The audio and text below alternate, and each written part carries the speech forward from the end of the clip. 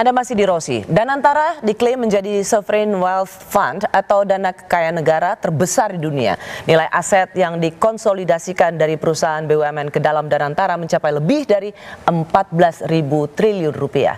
Saya bersama Rosan Roslani, Kepala Badan Pengelola Investasi atau BPI Danantara yang juga Menteri Investasi dan Hilirisasi, serta Raymond Chain yang melalui platformnya banyak memberikan edukasi tentang investasi keuangan. Saya kembali lagi ke Raymond, sudah dijelaskan dan kemudian sudah ada janji, kenapa masih pesimis? Janji itu sebenarnya nggak cukup ya. Sama kayak kalau kita pacaran ya, misalnya udah sering selingkuh, saya janji nggak akan selingkuh lagi. Ini udah 2 kali nih soal selingkuh. Soalnya aku belum punya istri, jadi kita harus siap-siap kan ya. Karena ini my core belief tentang Danantara. Ini salah satu kendaraan paling penting that will make or break emasnya Indonesia di 2045. Gimana sekali lagi, ini kendaraan paling penting Indonesia untuk mencapai 8% dan mencapai Indonesia Emas 2045. Oke, atau misalnya tadi ini akan membuat Indonesia yang berhasil atau bisa juga sebaliknya.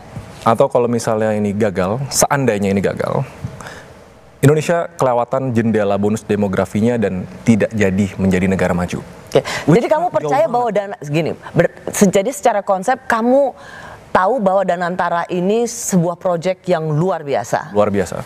Tetapi yang tidak membuat kamu yakin adalah tata kelolanya. Benar. Jadi by konsep kayak gini, kita tuh nggak bakal bisa maju tanpa FDI. Sebenarnya FDI itu salah satu faktor penting asing berinvestasi ke negara kita. Membuka lapangan pekerjaan, transfer knowledge, dan lain-lain. Tapi kita ngelihat dari beberapa tahun terakhir, malah jatuhnya ke negara-negara lain tetangga kita. Jadi banyak perusahaan-perusahahan global yang harusnya membuka di sini ke luar negeri karena instabilitas politik, karena manpower kita kurang pintar dan birokrasi gitu, ketidakpastian hukum gitu kan. Sedangkan, kalau gitu saya bilang, kalau anak dalam negeri saja tidak memiliki trust yang begitu tinggi, bagaimana bisa juga mendapatkan trust dari investor, Pak Rosan? Ya kan, building trust, we cannot build trust overnight. Building trust tuh kita harus dalam jangka waktu yang cukup, yang panjang. Dan kalau kita bicara FDI, memang FDI ini, saya melihat ini, room to grow yang dari FDI kita tuh besar, masih besar. Saya sempat sampaikan di beberapa kesempatan, ini investasi FDI yang masuk ke Indonesia, ke ASEAN lah ya, ke ASEAN itu 230 sampai 230 sampai 240 miliar dolar. Hanya 11 sampai 12% yang masuk ke Indonesia. Sedangkan ekonomi Indonesia itu 36 sampai 37% of ASEAN. Populasi kita 41% of ASEAN. Jadi kalau dilihat itu room to grow-nya kita untuk FDI itu masih besar. Tetapi benar, PR-nya juga masih banyak. Rule of law, ya, kemudian masalah harmonisasi kebijakan yang harus disempurnakan, dan beberapa hal lagi. Kalau misalnya kemudian saya tajamkan seperti ini, salah satu mungkin orang masih bertanya terkait good governance. Benchmarknya misalnya, let's say, Temasek misalnya. Siapa yang diberikan kepercayaan atau para profesional yang ada di Temasek? Bagaimana kemudian Pak Rosan juga menjawab bahwa mereka yang diberikan tanggung jawab untuk menjalankan Temasek ini juga memiliki indikasi punya keterkaitan pada patron-patron politik atau kekuatan politik. Jadi tidak pure seorang profesional. Ya, kalau kita lihat misalnya Temasek ya, dulu pimpinannya juga istri Perdana Menteri. Istri Perdana Menteri Singapura. Kemudian tapi dia itu diperkuat oleh jajaran timnya itu sangat-sangat kuat, ada yang dari warga negara luar, asing, dan yang lain-lain. Dan kita pun membuka ruangan juga. Bahwa kita, ini good point.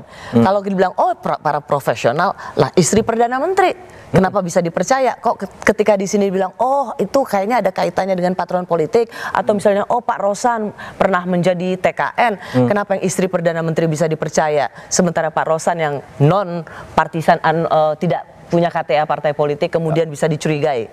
Bagaimana kamu menjawab ini, Raymond? Bayangin kalau Indonesia selama 20 tahun terakhir nggak rame soal news politik atau korupsi deh. Mungkin mereka nggak bakal nanya. balik lagi ke masalah track record dari pembentukannya. Let's say ini harus objektif dan profesional. Benar-benar purely return on investment, harus bikin cuan, membuka lapangan pekerjaan. Tapi dari pembentukannya, saya ada pertanyaan Pak. Jawab dulu. Ya. Jadi kalau dibilang bahwa ini ada kaitannya dengan lingkar kekuasaan atau politik, tema seks sebagai benchmark yang sukses, itu istrinya Perdana Menteri. Benar, karena track record gitu loh. Kalau Pak Prabowo kan sangat percaya sistem meritokrasi berdasarkan merit. Ada track record bahwa menunjukkan bahwa dia sukses gitu sebelumnya. Tapi Indonesia dan pemerintah tidak menunjukkan selama 10 dan 20 tahun terakhir bahwa itu bisa dipercaya gitu. Mungkin title dan lain-lain, tapi kan aktivitas dari project-project yang ada itu nggak menimbulkan kepercayaan publik. Pasti kita bertanya. Dan menurut aku, bertanya itu bagus. Artinya kita kritis, kita belum apatis. Pertanyaannya kayak, apakah ini akan dikorupsi? Apakah ini ada tindakan pasti bahwa tidak akan korupsi? Dan pertanyaan aku yang dititip banyak kayak gini. Kenapa mantan Pak Presiden ada di dalam jajaran gitu loh? Role-nya apa gitu loh? Kalau misalnya ngomong investment fund, professionals mungkin dari fund manager di luar dan lain-lain, itu lebih cocok gitu. Misalnya jadi dewan penasehat atau dewan pengawas gitu. Mungkin dijawab Pak Rosan?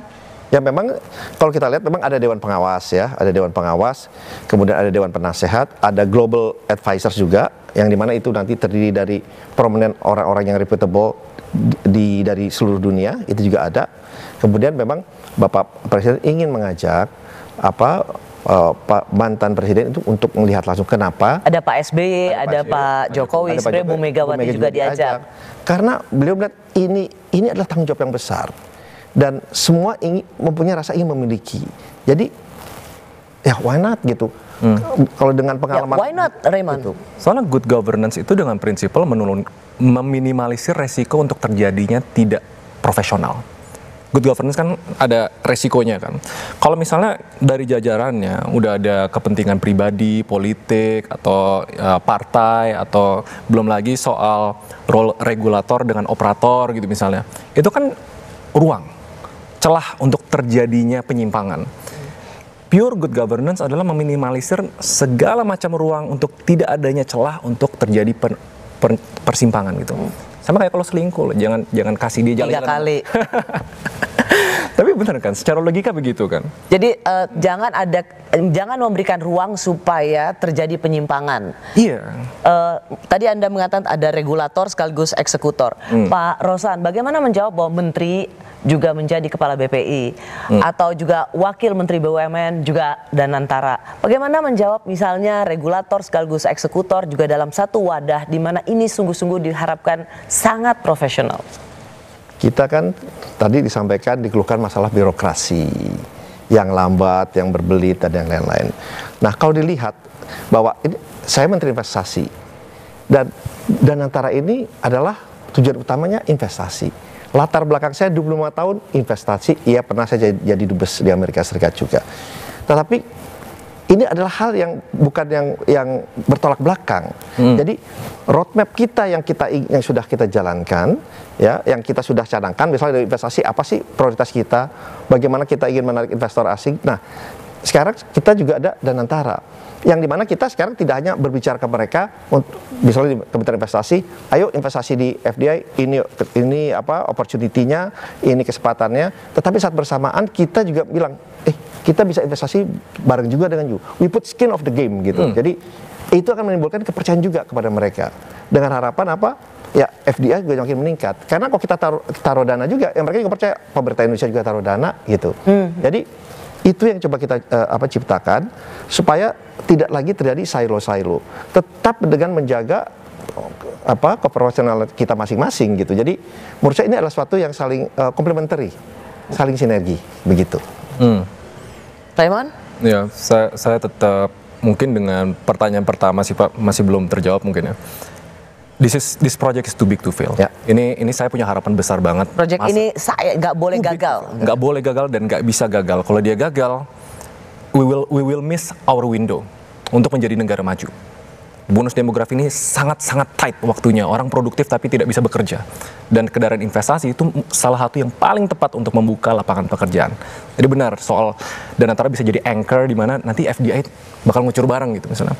Tapi balik lagi sih Pak, soal eksekusinya itu. Saya governance-nya kan, saya janji tidak akan selingkuh gitu. Tapi janji itu harus disertai dengan aksi-aksi kecil misalnya kayak public audit atau webinars atau community meetings atau cara komunikasi yang lebih transparan. Mungkin sistem ERP atau teman-teman bisa dibuat semi publik dan bisa diakses oleh publik. Jadi selain dari janji ini tidak akan terjadi korupsi, ada aksi-aksi yang mendukung dan memastikan warga bahwa lihat aja sendiri gitu misalnya. Ya nggak perlu lewat DPR, nggak perlu lewatnya publik aja gitu misalnya. Jadi pertanyaan besarnya adalah kekhawatiran ini bakal jadi ajang korupsi lagi atau enggak? Itu sebenarnya semua dari pertanyaan itu mengerucut apakah ini akan jadi ladang bancakan lagi atau tidak. Benar, itu paling gede, baru pertanyaan selanjutnya nyusul. Oke, kalau begitu kami kembali saat lagi.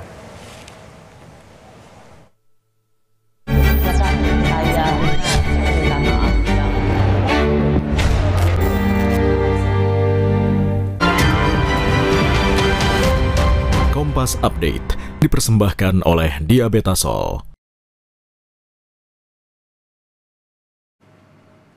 Kompas Update kembali hadir untuk Anda pukul 9 malam waktu Indonesia Barat. Saya Valentina Sitorus. Instrumen pembangunan nasional demi kesejahteraan seluruh rakyat Indonesia. Pertama yang saya sampaikan, nggak ada yang kebal hukum di negara ini. KPK bisa, kalau ada tindakan tidak patut atau kriminal, sangat-sangat bisa. Selengkapnya dalam Rosi, Kamis 27 Februari pukul 8:30 malam di Kompas TV. Danantara Indonesia bukan sekedar sebuah badan pengelola investasi, melainkan harus menjadi instrumen pembangunan nasional demi kesejahteraan